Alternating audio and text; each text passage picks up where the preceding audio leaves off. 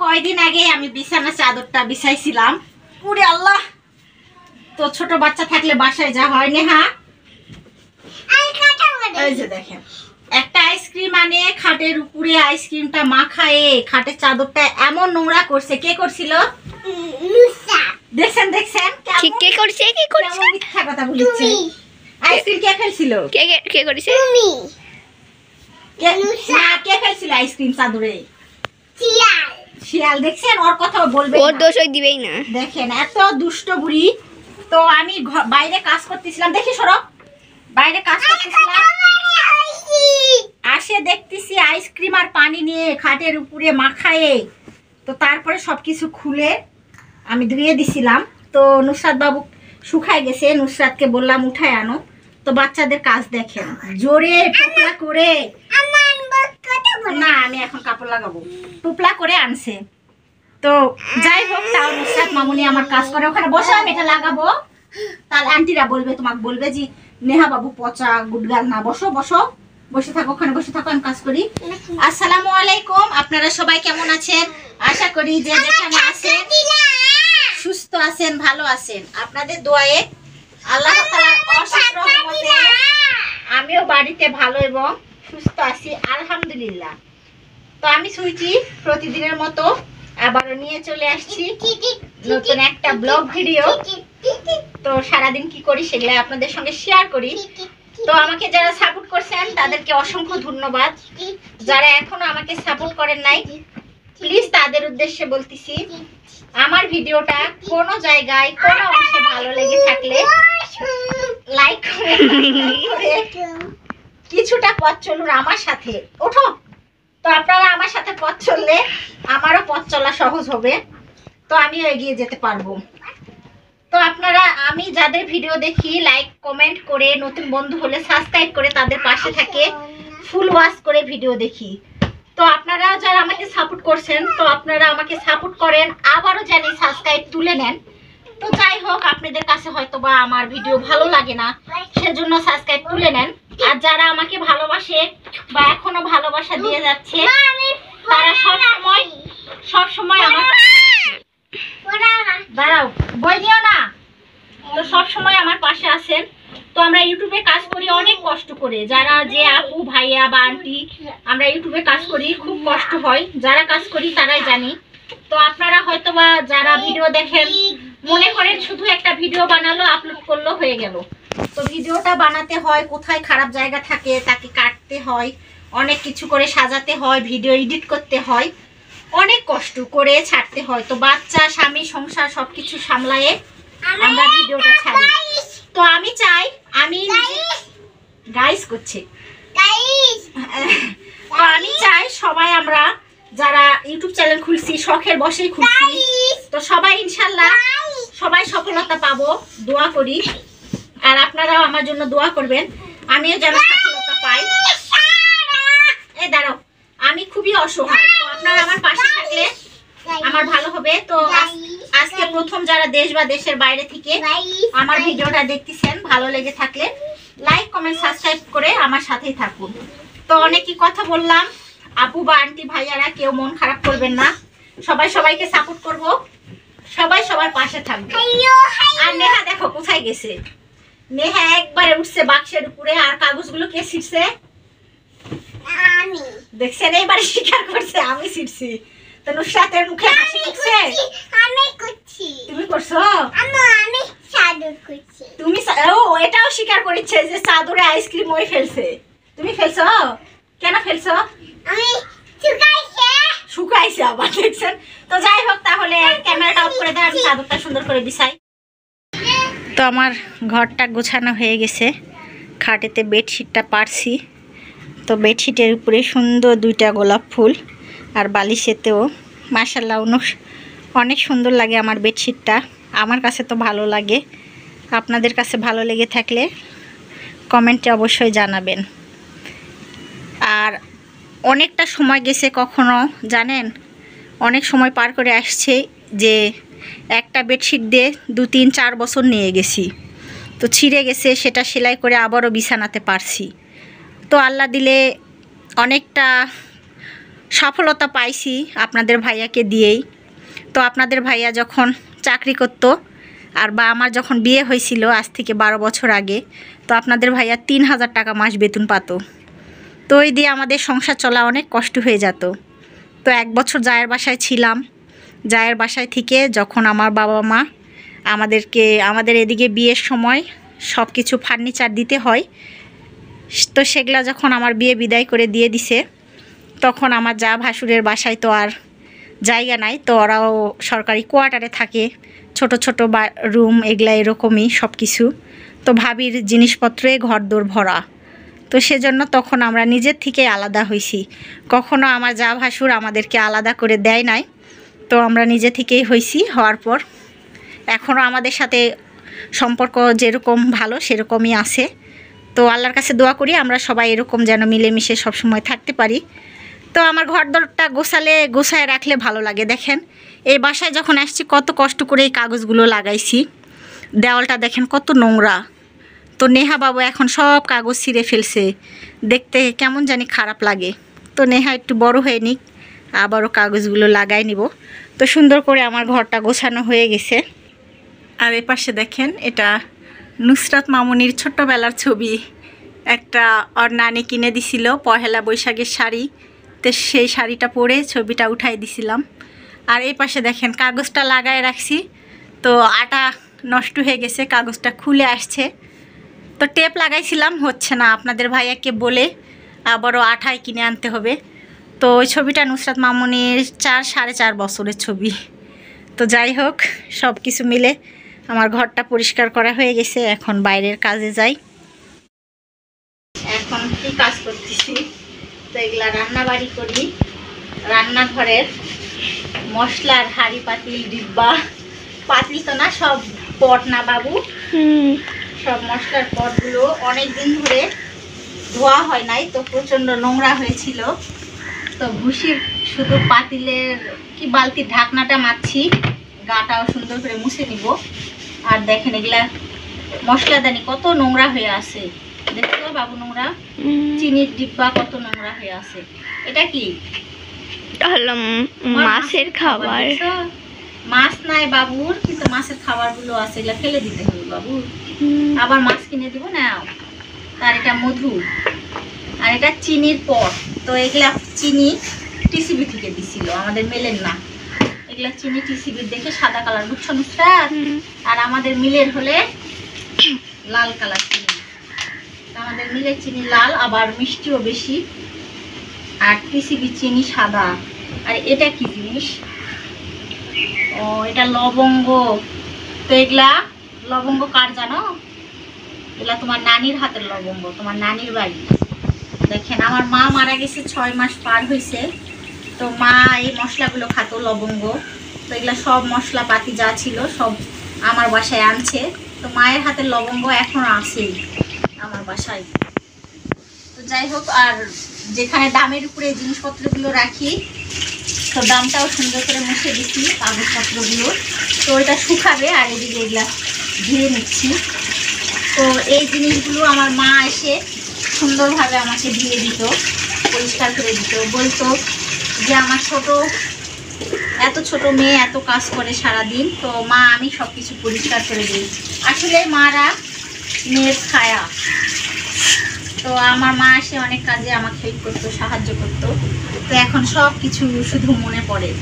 আর তো মা নাই, সব নিজেকেই করতে হয়। তো আপনারা সবাই আমার মায়ের জন্য দোয়া করবেন, যেন আমার মা জান্নাতবাসী হয়, বেহেশত নসিব হয়। যাদের মা আছে তাদের জন্য দোয়া করি, তাদের মাও সুস্থ থাক, ভালো থাক। আর যাদের নাই তাদের জন্য দোয়া করি, যেন আল্লাহ তাআলা তাদেরকে বেহেশত নসিব করে। তো যাই হোক, অনেক কথাই বললাম কাজের ফাঁকে, মায়ের কথা মনে পড়লে দেখে বললাম।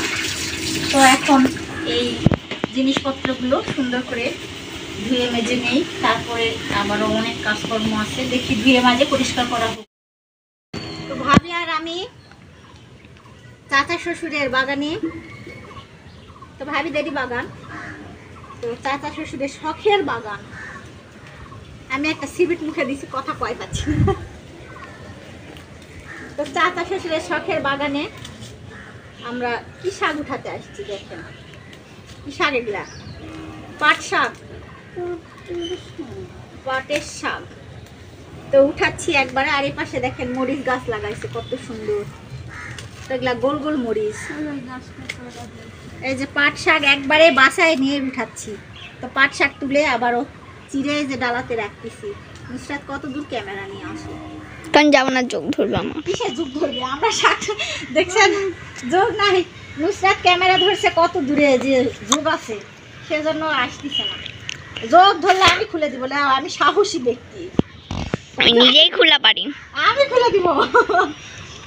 আমি তো যুগ দেখলে 10 হাত দূরে দৌড় মারবো, কিন্তু দেখাশোনা যদি তোমার গায়ে ওঠে তাহলে খুলে দাও পারবো, আর ও জানতে উঠলে ভয়ে লাভ পারবো, বুঝছো? ওই যে ভাবি শুরু হয়ে গেছে দেখেন। এই যে দেখাও, এই পাশে দেখাও। তাই বলে নাই, নাই না, বৃষ্টি নাই তো। কি সুন্দর হয়েছে দেখছো কাঁচামরিচ গুলো। ভাবি এলা কই থেকে আনিছে সারা? এই তো একজন বিদেশে থাকে, প্রবাসে, তো আসছিল, বিদেশ থেকে আসার সময়ে এই চারাগুলো আনছিল। তো আমার চাচা শ্বশুরের খুব শখ গাছগাছালি লাগার, তো সেজন্য দিছিল। তো গাছ উঠছে এতগুলা চারা, আমার চাচা শ্বশুর লাগাইছে। তো সুন্দর মরিচ হয়েছে, মরিচগুলো অনেক সুন্দর, গোল গোল গোল গোল লম্বা লম্বা। এই যে একটা মানের গাছ হচ্ছে রে ভাবি, 1টা 2টা 3টা মেলাগুলাই মাছ। হ্যাঁ ওল ওল সারি ওল। তো ভাবি নেহা আমরা শাক উঠাচ্ছি, তো আসো। তুমি যেতে পারছো না? তো নেহা বাবু যেতে পারছে না, দাঁড়া আমি আনি। তো এখন পাটের শাকের বাগানের ভিতরে ঢুকে গেছি ভাবি আর আমি। তো প্রচন্ড ভয়ে ভয়ে শাক উঠাচ্ছি, পড়ে গেছে। তো নেহা আসছে, অনেক ভয়ে ভয়ে আমরা শাক উঠাচ্ছি। না তাকাও। আর নুসরাত তো ক্যামেরা নিয়ে অনেক দূরে দাঁড়া আছে। মশা আপুর দিকে তাকাও। তো আসছো কা তুমি, শাকে তাইছো কা? তো এগুলা দেখেন বিষমুক্ত খাবার। আমরা কোনো চাচা শ্বশুর শাক আবাদ করে, কোনো বিষ দেয় না, সার নয়, খোল নয়, কিছু না। তো নেহা শুধু দেখেন দুষ্টামি আর দুষ্টামি। তো শাক তুলতে আইসি, নেহা চলে আসে। এ ঠান্ডা লাগছে কা?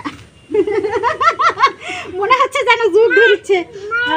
আচ্ছা শাক আমরা উঠাইনি। হ্যাঁ মা দেখেন রান্না বাড়ি শুরু করে দিছি। তো ভাবিদের বাগান থেকে পাট শাক উঠাই আনছি।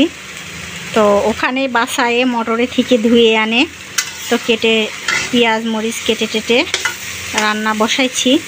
তো রান্নাটাও মোটামুটি হয়ে গেছে, আরও রান্না করছি। তো ভাবিদের এই যে বাগান থেকে গোল গোল মরিচও উঠাইছিলাম, তো এরকম গোটা গোটা মরিচ দিয়ে দিছি শাকের মধ্যে। আর এই পাশে জিরা আর ধনিয়া নিয়েছি, তো এগুলা ভেজে একবারে শিলপাটায় বেটে রাখি তরকারিতে দেওয়ার জন্য। এই পাশে ভাত রান্নাও হয়ে গেছে।